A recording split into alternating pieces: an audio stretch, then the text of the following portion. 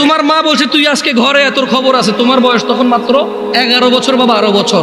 তুমি এখন এত শিয়ানা হও নাই, এত শক্তিশালী হও নাই যে মাকে ধমক দাও। মাত্র তোমার বয়স 11-12 বছর। কোনো একটা অন্যায় করেছো, তোমার মা বলছে তুই আজকে ঘরে আয়। তুমি কি করছো? এসার পর হয়ে গেছে, দোকানের সামনে ঘোরাঘুরি করতেছো। তোমার চাচা বলতেছে কিরে 8টা বাজারে তুই আজকে এখনো ঘরে যাস নাই। চাচা বুঝতে পারছে আজকে খবর আছে, কিছু একটা করছো। 8টা-9টার পরে যায় দেখে যে তোমার মাই তোমারে খুঁজতেছে। এরকম হয় না?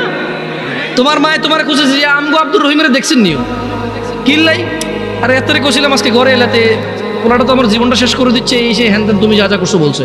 বলার পরে তোমার মায় কিন্তু তোমার যখন, এখনকার কথা বলছি না, তোমার মায় তোমাকে চেরাগ নিয়ে চেরাগের যোগে খুঁজছে, হারিকেন নিয়ে হারিকেনের যোগে খুঁজছে। এখন মোবাইলের ফ্ল্যাশ লাইট দিয়ে তোমাকে খোঁজে। তোমার মা খোঁজে না? দেখছো, তোমার মায়ের সন্তান তুমি, অন্যায় করছো বলছে ঘরে জায়গা দিবে না, 2টা শলা দিয়ে বাড়িও দিছে, কিন্তু আবার মাই রান্না করে খাওয়াইছে। আবার মাই ওই মায়ের দাগের মধ্যে মাই তেল মালিশ করে দিছে। মুসলমান হয়ে মরো ভাই।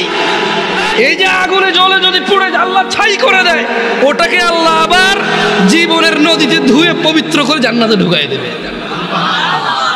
আল্লাহর হয়ে মরো, আল্লাহর হয়ে মরো। সালাত ছাড়া বিকল্প নাই। আমি কি তোমাদেরকে জাহান্নামে ফেলতে আসছি এটাকে মনে করো? আমার নিজের গ্যারান্টি আছে, আল্লাহ আমাকে আশ্রয় দিক। আমি আল্লাহর কাছে দোয়া করি, আল্লাহ আমাকে ও তোমাদেরকে ক্ষমা করে দিক।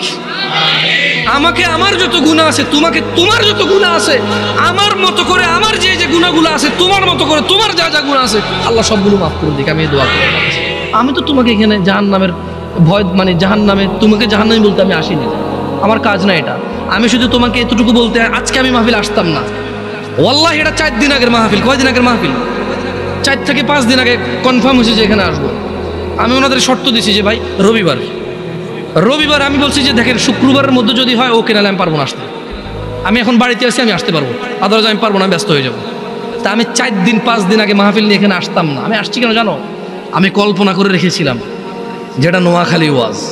নোয়াখালী মানে আঙ্গ এলাকা, যদিও আমি নোয়াখালী না, আমি কুমিল্লার। আমি কোথাকার?